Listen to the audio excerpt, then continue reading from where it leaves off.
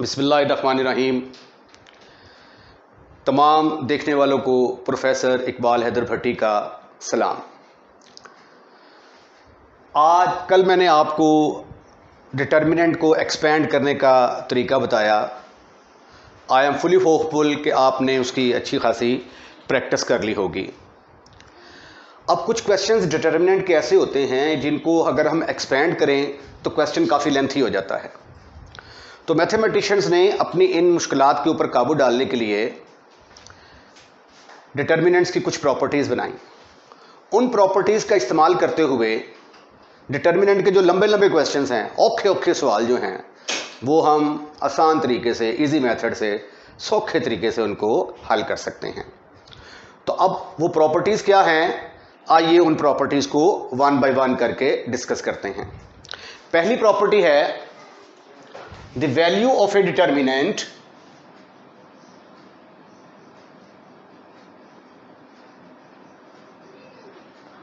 Of a determinant, DET का मतलब determinant, is unaltered.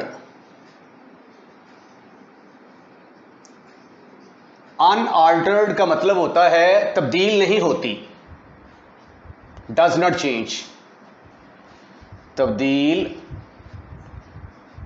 नहीं होती, तब्दील नहीं होती। अनअल्टर्ड का मतलब यह है the value of a determinant is unaltered if we change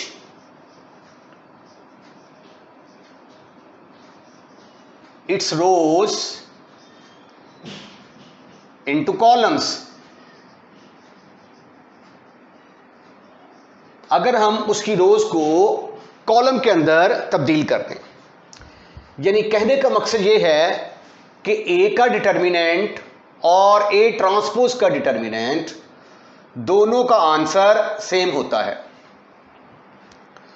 proof देखिए इसका।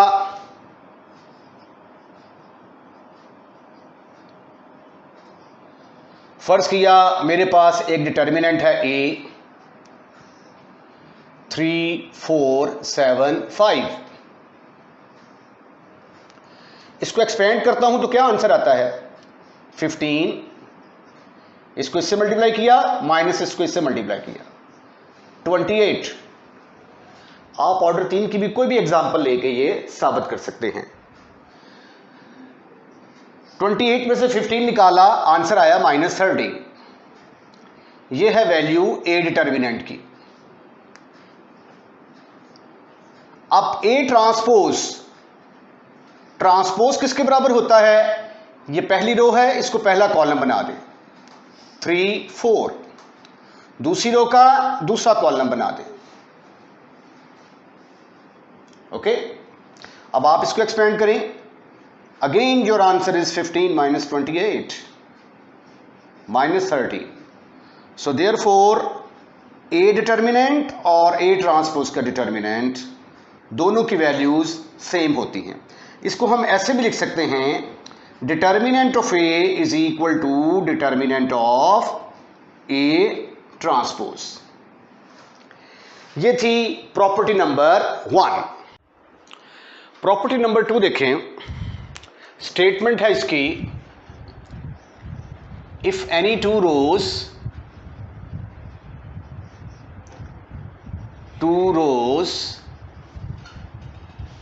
Are two columns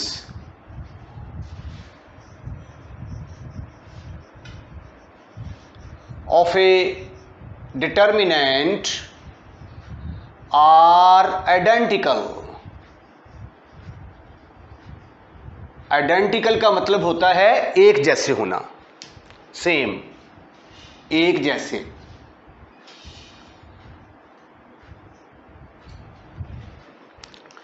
if any two rows or two columns of a determinant are identical, then the value of the determinant is 0। ये हमने साबित करना है कि अगर कोई सी दो रोज या दो कॉलम आइडेंटिकल आ जाते हैं तो डिटर्मिनेंट की कीमत किसके बराबर होगी? 0 के बराबर। वी हैव टू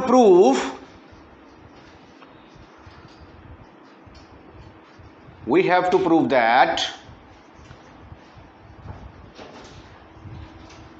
कोई एक कॉलम डिटर्मिनेंट हम सपोज कर लेते हैं जिसके अंदर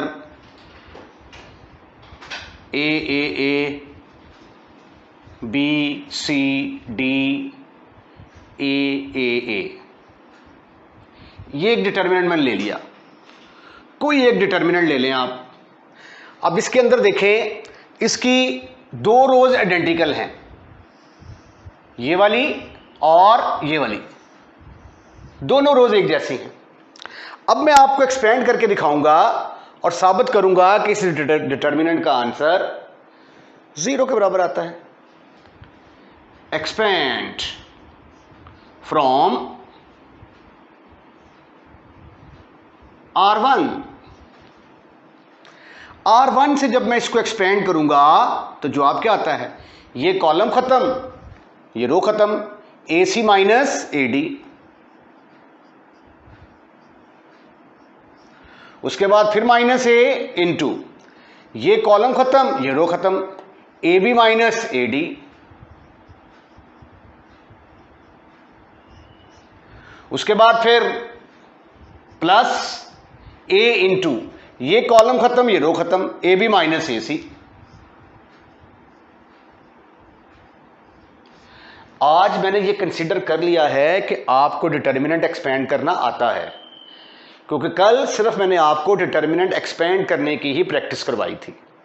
आई होप कि आपने कर ली होगी। अब इसको सिंप्लीफाई करते हैं। ये आ गया A²C minus A²D minus A²B minus minus minus plus A²D plus A²B minus A²C। So sweetie and cutie boys, इधर देखो, ये A²C जो है A² के C के साथ कैंसल, A²D के साथ कैंसल, जबकि A²B के साथ कैंसल। ये तो सब रकमें आपस में कैंसिल हो गई, तो फिर जवाब किसके बराबर आएगा? 0 इज इक्वल टू 0। यही तो आपने साबित करना था कि अगर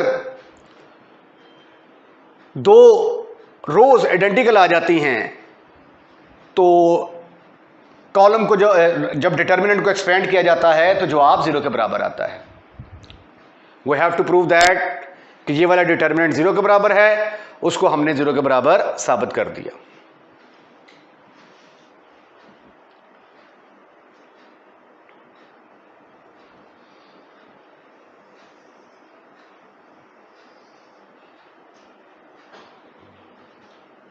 यहां पे ये लिख लें, दी बिलो डिटर्मिनेंट इज 0 इज 0।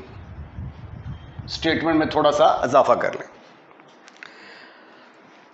अब प्रॉपर्टी नंबर 3 को डिस्कस करते हैं। अब इसका इस्तेमाल जैसे ही अगर कोई डिटर्मिनेंट आ जाता है, आपने साबित करना हो कि वो 0 के बराबर है, तो आप कोशिश किया करेंगे कि उसकी कोई सी दो रोज या दो कॉलम आइडेंटिकल आ जाए। ठीक है, ये तो दो रोज आइडेंटिकल ली थी ना, अगर दो कॉलम भी आप आइडेंटिकल लेंगे तो भी जवाब इसका 0 के बराबर ही आएगा। तीसरी प्रॉपर्टी है, if all the element of a row or column of a determinant are 0, then the value of the determinant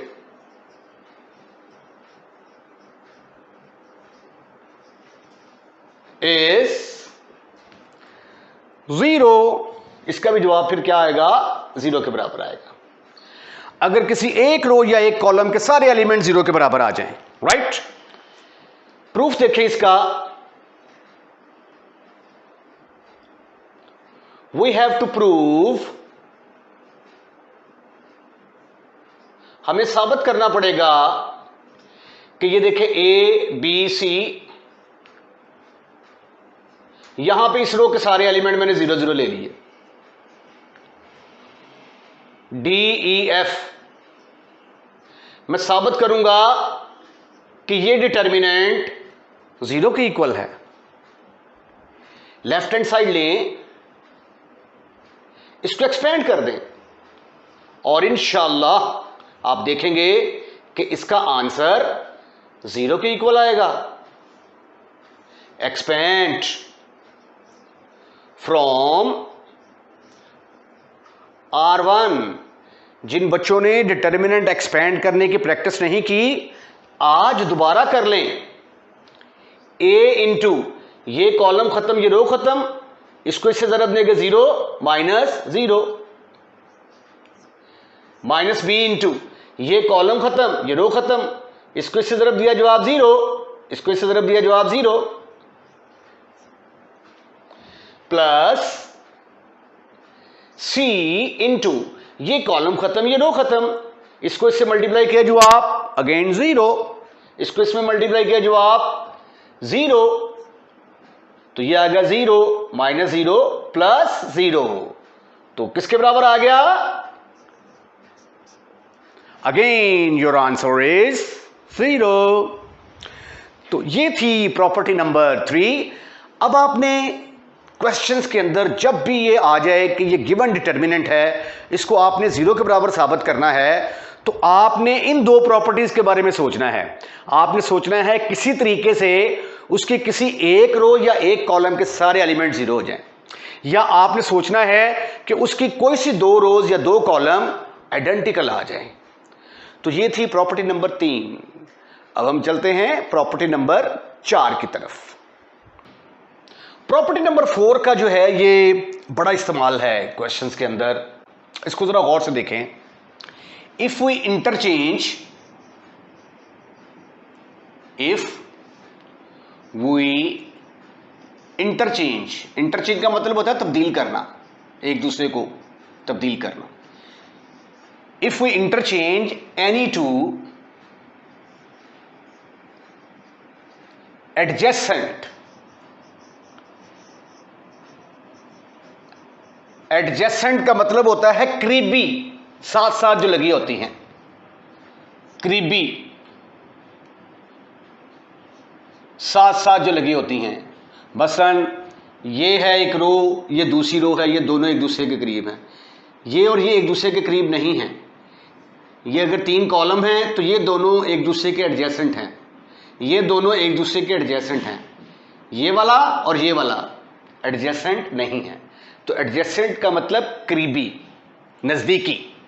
if we interchange any 2 adjacent rows or columns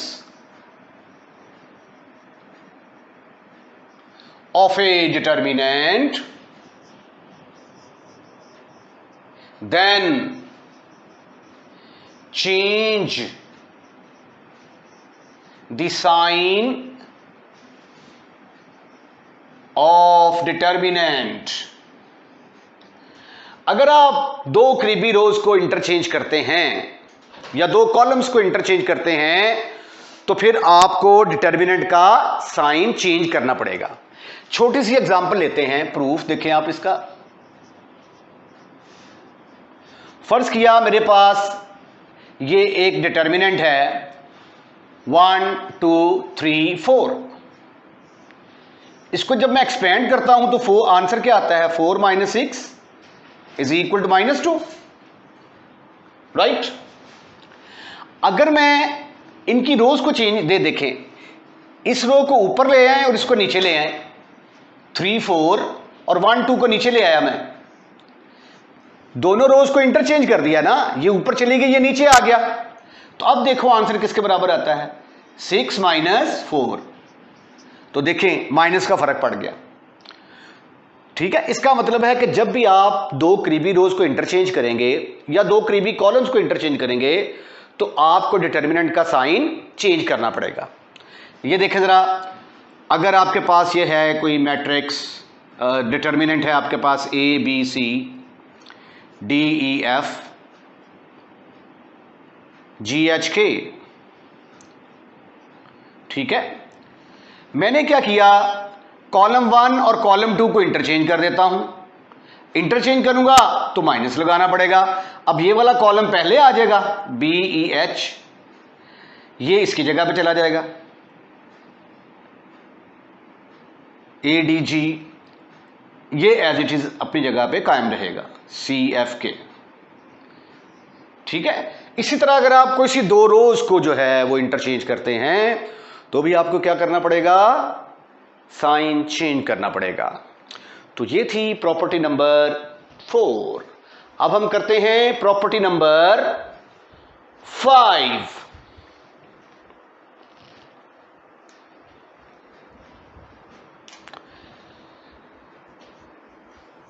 if we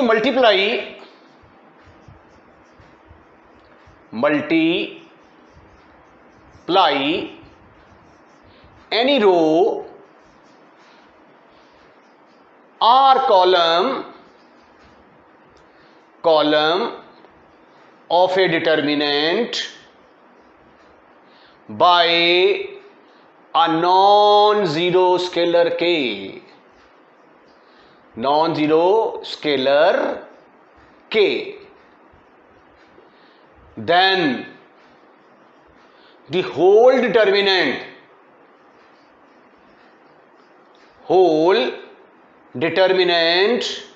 is multiplied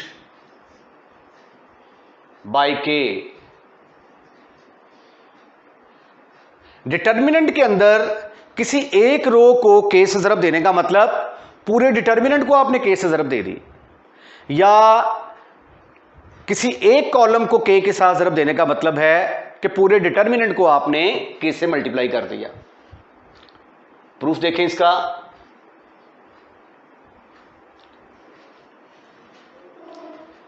फर्ज किया कि मेरे पास है ये ए B C D, ये एक determinant है जी, right. अब मैं क्या करता हूं, इसकी इस रो को मैं के के साथ ज़रब दे देता हूं, के ए के बी सी डी। ये मेरे पास क्या है, ए डिटर्मिनेंट है। मैंने क्या किया, उसकी एक रो को ना मैंने के साथ ज़रब दे दी। अब आप इसको जरा एक्सपेंड करें, क्या जवाब आता है। इसको एक्सपेंड करने से क्या जवाब आता है, A D minus B C. इसको एक्सपेंड करें तो ये आ गया K into A D minus K into B C. तो ये किसके बराबर आ गया, के कॉमन, ब्रैकेट के अंदर आया A D minus B C.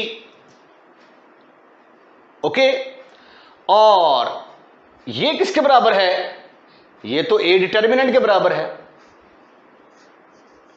तो इसका मतलब है किसी एक रो को ज़रब देने का मतलब है पूरे डिटर्मिनेंट को के साथ मल्टीप्लाई कर दिया।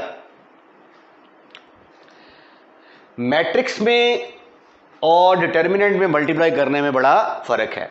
मैट्रिक्स के अंदर जब आप, अगर ए मैट्रिक्स है ना आपके पास, ए बी सी डी, तो के ए किसके बराबर आता है, हर एलिमेंट के के साथ ज़रब खाता है, के ए के बी के सी के डी, हर एलिमेंट के साथ ज़रब खाएगा। ओके, लेकिन डिटर्मिनेंट के अंदर क्या है, सिर्फ एक रो को के साथ ज़रब देने का मतलब है कि पूरा डिटर्मिनेंट के साथ मल्टीप्लाई हो रहा है। प्रॉपर्टी नंबर 6 देखें जरा।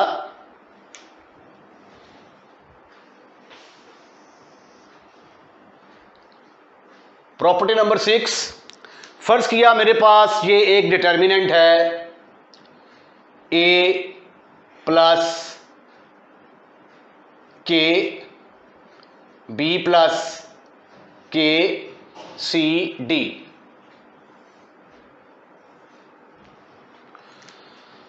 तो मैं क्या करूंगा कि इस एक डिटर्मिनेंट को दो डिटर्मिनेंट की शक्ल में लिखा जा सकता है। प्लस से पहले क्या आता है, ए बी सी डी, और प्लस के बाद क्या आता है, के। दोनों का जवाब, इसको एक्सपेंड करेंगे और इनको एक्सपेंड करके जमा करेंगे तो दोनों का जवाब सेम आ जाएगा। इसी तरह अगर ये कॉलम की शक्ल में हो, A plus K C plus K B D, then it can also be written as, plus से पहले क्या आता है, A C B D, plus के बाद क्या आता है, के बी डी। ओके, तो ये प्रॉपर्टी, इसका प्रूफ आप खुद भी कर सकते हैं। आप पहले लेफ्ट हैंड साइड लें, एक्सपेंड करें, उसके बाद राइट हैंड साइड लें, इनको एक्सपेंड करके आप देखें दोनों का जवाब सेम आ जाएगा। तो ये थी प्रॉपर्टी नंबर 6। अब एक इंतहाई इंपॉर्टेंट प्रॉपर्टी करने जा रहा हूं जिसका नाम है property number 7। Property number 7 is very very important for using point of views, क्योंकि यहां से ही मैंने एडिशन ऑफ रोज और एडिशन ऑफ कॉलम का कंसेप्ट देना है। इसको जरा गौर से सुनिएगा, स्टेटमेंट थोड़ी लंबी है। If each element of a row or column of a determinant is multiplied by a constant K, यानी कोई रो पकड़ लें, कोई एक रो को पकड़ लें या एक कॉलम को पकड़ लें, उसको किसी स्केलर नंबर के साथ ज़रब दे दें। ज़रब देने के बाद and then added to the corresponding element of the same other row और column, other row or column. तो फिर वो यानी किसी रो को किसी स्केलर के साथ ज़रब देने के बाद किसी दूसरी रो या कॉलम के अंदर ऐड कर दें, तो जो नया डिटर्मिनेंट आएगा वो पहले वाले डिटर्मिनेंट के बराबर होगा। अब जरा देखें, जरा मैं इसको जरा लिखता हूं, आपको जरा और वाज़िया होगा। कंसंट्रेशन जरा इधर देखिएगा जरा please. We have to prove, ये फर्ज कर लिया मेरे पास A1 A2 A3 B1 B2 B3 C1 C2 C3 एक डिटर्मिनेंट है, ठीक है। अब किसी एक रो को मतलब फर्ज किया कि मैं ऐसा करता हूं कि बी, ये दूसरी रो का इंतखाब कर लेता हूं, इसको पकड़ा मैंने, इसको के साथ ज़रब दें तो क्या आ जाएगा, KB1 KB2 KB3। अब ये जो प्रोडक्ट आई है इसको पकड़कर अब रो को ज़रब दिए ना, के साथ ज़रब दी तो ये आ गया। तो दूसरे लफ्ज़ों में ये जो के है, अब ये जो रो है इसको पकड़कर आप इसके अंदर ऐड कर दें या इसके अंदर ऐड कर दें, तो जो भी नया डिटर्मिनेंट आएगा वो इसके बराबर होगा। अब ये देखें, is equal to A1 plus यहां से क्या आ गया, इसको मैंने के साथ ज़रब दी तो KB1 आ गया। इधर लिख के रख लेना KB1 KB2 KB3। इसको के साथ ज़रब दे के इसमें जमा कर दिया, फिर इसको के साथ ज़रब दिया मैंने A2 plus KB2 A3 plus KB3,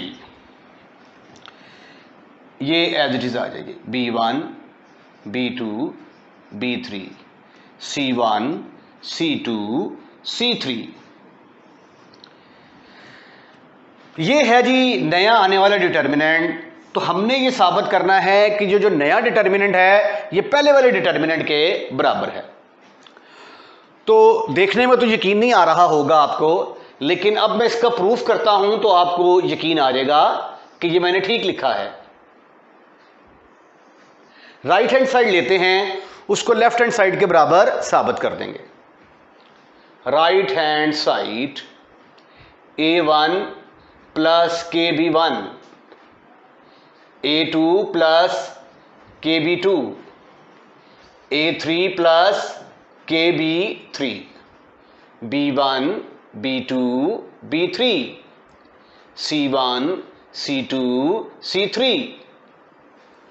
अब एक प्रॉपर्टी मैंने करवाई थी कि अगर दरमियान में प्लस हो तो प्लस के पहले वाले एलिमेंट पहले डिटर्मिनेंट में आ जाएंगे और प्लस के बाद वाले एलिमेंट दूसरे डिटर्मिनेंट में आ जाएंगे। ठीक है, ये वाले जो एलिमेंट हैं ये दूसरे डिटर्मिनेंट में आ जाएंगे, ये वाले। तो पहले डिटर्मिनेंट में प्लस से पहले क्या आता है A1, इधर प्लस से पहले क्या आता है A2, प्लस से पहले A3, B1, B2, B3, C1, C2, C3। Okay, उसके बाद प्लस के बाद क्या आता है KB1, KB2, KB3, B1, B2, B3, C1, C2, C3। अब देखें वो एक जो प्रॉपर्टी मैंने करवाई थी कि अगर आप किसी डिटर्मिनेंट को कि किसी रो को किसी स्केलर k के साथ ज़रब दे देते हैं तो इसका मतलब है कि पूरा डिटर्मिनेंट k के साथ ज़रब खा रहा है। यानी इसका मतलब यह है कि अगर किसी रो में से, ये साफ करके लिखें जरा, KA, KB, CD is equal to, ये प्रॉपर्टी मैंने साबित की है ना, यानी किसी एक रो को k के साथ ज़रब देने का मतलब है पूरे डिटर्मिनेंट को k से ज़रब दे रहे हैं। तो फिर ये भी तो रिजल्ट निकलता है ना कि अगर किसी रो में से कोई चीज़ कॉमन निकल रही है तो वो निकाल सकते हैं। ये देखें, ये तो यूँ लग रहा है ना जैसे इस रो में से k को कॉमन निकाला है। इसी तरह अगर कॉलम में से होगा तो कॉलम से भी कॉमन निकाला जा सकता है। तो अब देखें ज़रा इस रो को, ये रो k से ज़रब खा रही है तो k यहां से कॉमन ही निकल रहा। ठीक है, जिस तरह ये k ज़रब खा रहा था तो k बाहर आ गया, इस तरह ये k मल्टीप्लाई हो रहा है तो अकॉर्डिंग टू दिस प्रॉपर्टी ये k बाहर आ जाएगा। तो ये बनेगा A1, A2, A3, B1, B2, B3, C1, C2, C3 plus k common निकाल लिया B1, B2, B3, फिर आ गया B1, B2, B3, C1, C2, C3। ये देखिए, जरा गौर से देखिए इस डिटर्मिनेंट को, इसकी दो रोज आइडेंटिकल आ गई हैं। ये वाली रो और ये वाली रो दोनों आइडेंटिकल आ गई हैं, B1, B2, B3, B1, B2, B3। अगर किसी डिटर्मिनेंट की दो रोज आइडेंटिकल आ जाएं तो डिटर्मिनेंट की वैल्यू किसके बराबर होती है? 0। तो फिर इस डिटर्मिनेंट की वैल्यू किसके बराबर आएगी? 0 के equal. A1, A2, A3, B1, B2, B3, C1, C2, C3 plus k into 0 because R1 and R2 are identical. R1, R2 are identical, एक जैसी हैं भाई। अगर कोई सी दो रोज या दो कॉलम आइडेंटिकल हो तो डिटर्मिनेंट फिशू हो जाता है, खत्म हो जाता है।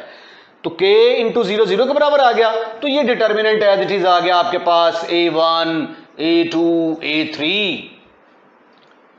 B1, B2, B3, C1, C2, C3। गौर से देखो ये क्या है, ये तो हमारी लेफ्ट हैंड साइड है, तो हमने राइट हैंड साइड को लिया, लेफ्ट हैंड साइड के बराबर साबित कर दिया। तो आज के बाद हमें एक लाइसेंस मिल गया। वो लाइसेंस क्या है कि किसी भी एक रो को या एक कॉलम को किसी भी स्केलर से ज़रब दे के किसी दूसरी रो या दूसरे कॉलम में ऐड या सब्ट्रैक्ट किया जा सकता है, क्योंकि के नेगेटिव भी हो सकता है ना। अगर के नेगेटिव होगा तो माइनस आ जाएगा। तो किसी भी रो को या किसी भी कॉलम को किसी स्केलर से मल्टीप्लाई करके किसी दूसरी रो या कॉलम के अंदर ऐड या सब्ट्रैक्ट किया जा सकता है। अब यहां पे जरा नोट देखें, ये बड़ी मजे की बात करने जा रहा हूं, इसका इस्तेमाल बहुत ज्यादा है क्वेश्चंस के अंदर। नोट नंबर 1, अगर k 1 के बराबर हो तो if k is equal to 1, तो फिर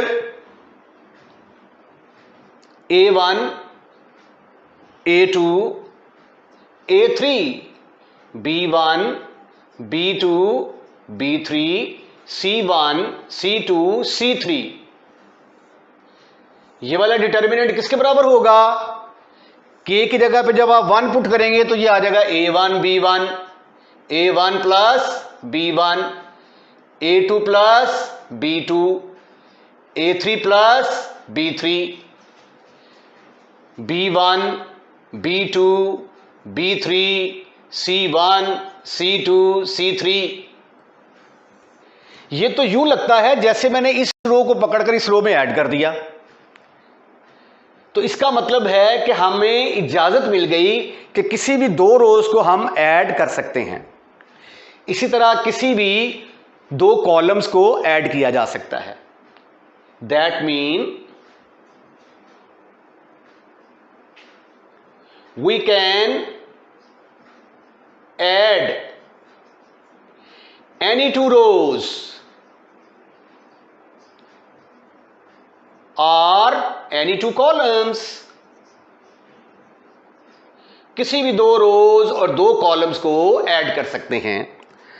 अब अगला नोट देखें, एक और लाइसेंस आपको मिलने वाला है, लाइसेंस टू किल। उसके बाद फिर आप डिटरमिनेंट की फीतियां कर सकते हैं। अगर के आ जाता है -1 के बराबर, -1 के बराबर होगा तो ये a1 माइनस के भी 1 आ जाएगा। तो फिर a1, a2, a3, b1, b2, b3, c1, c2, c3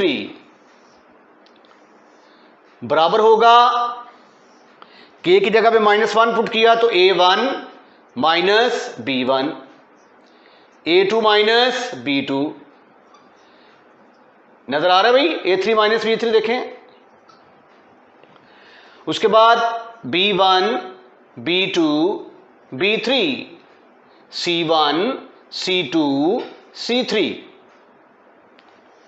इसको गौर से देखो तो यूं लगता है जैसे इस रो को पकड़कर इसमें से माइनस कर दिया गया है। तो इसका मतलब है कि हम किसी भी दो रोज को माइनस कर सकते हैं। जो रोज के साथ कर सकते हैं वो कॉलम के साथ भी कर सकते हैं। तो therefore any two rows can be subtracted. Any two rows can be subtracted. Any two rows and column, any two rows और कॉलम कैन बी सब्ट्रैक्टेड। किसी भी दो रोज या दो कॉलम को हम सब्ट्रैक्ट कर सकते हैं। ये थी property number 7। Property number 8, if A is a matrix of order 3। ए मेरे पास एक मैट्रिक्स है जिसका ऑर्डर 3 है। उस मैट्रिक्स को मैंने के के साथ ज़रब दी और उसका डिटर्मिनेंट निकाला। तो साबित करना है कि वो के क्यूब, अगर ऑर्डर 3 है ना तो के की पावर कितनी आ जाएगी? 3 इंटू डिटर्मिनेंट ऑफ ए के बराबर होगा। अगर यहां पे ऑर्डर 2 होगा, ऑर्डर 2, तो फिर के ए किसके बराबर आएगा? के की पावर 2 के बराबर इंटू डिटर्मिनेंट ऑफ ए। और अगर ऑर्डर 4 होगा, ऑर्डर 4, अगर ऑर्डर 4 होगा तो फिर के इंटू ए बराबर होगा के की पावर 4 इंटू डिटर्मिनेंट ऑफ ए। ठीक है? तो ये देखें जरा, इसको प्रूफ करने के लिए मैं फर्ज कर लेता हूं कि मेरे पास एक मैट्रिक्स है जिसका ऑर्डर 3 है, A1 A2 A3, B1 B2 B3, C1 C2 C3। ये मेरे पास एक मैट्रिक्स है। अब उस मैट्रिक्स को मैं के ए के साथ ज़रब दे देता हूं, के ए मैट्रिक्स। तो के के साथ हर एलिमेंट ज़रब खाएगा, A1 A2 A3 B1 B2 B3 C1 C2 C3, हर एलिमेंट के साथ ज़रब खाएगा। तो ये क्या आ गया, के A1 के A2 के A3 के B1 के B2। मैट्रिक्स को ज़रब दे रहे हैं, अभी डिटर्मिनेंट का काम शुरू नहीं हुआ। के B3, अभी ये मैट्रिक्स है, के C1 के C2 के C3। ठीक है भाई, ये मेरे पास मैट्रिक्स के आ गया। के कोई स्केलर नंबर है, 2 हो सकता है, 3 हो सकता है, 4 हो सकता है, एनीवन। अब के ए का डिटर्मिनेंट निकालता हूं मैं। ये देखें जरा, के ए का डिटर्मिनेंट। अब इसका मैट्रिक्स का डिटर्मिनेंट बना दें आप, के A1 के A2 के A3 के B1 के B2 के B3 के C1 के C2 के C3। ई कैट में इससे रिलेटेड सवाल आते होते हैं इस प्रॉपर्टी के तहत। अब देखिए, डिटर्मिनेंट में तो हम कॉमन किसी एक रो से ले सकते हैं ना। तो R1 में से कॉमन, R1 से K कॉमन लिया, फिर R2 में से K कॉमन लिया, फिर R3 में से K कॉमन लिया। आप ऐसा करें कि स्टेप बाय स्टेप कर लें। Taking K common from R1, taking K common from R1, first row में से K कॉमन लिया। क्योंकि डिटर्मिनेंट में अगर किसी रो में से या कॉलम में से कोई चीज़ कॉमन निकल रही हो तो निकाल सकते हैं। तो जहां पे मैं रो का लफ्ज़ इस्तेमाल करता हूं, अंडरस्टूड है कि वो कॉलम के लिए भी वैसा ही है। ये ओदा के ओदा आ गए।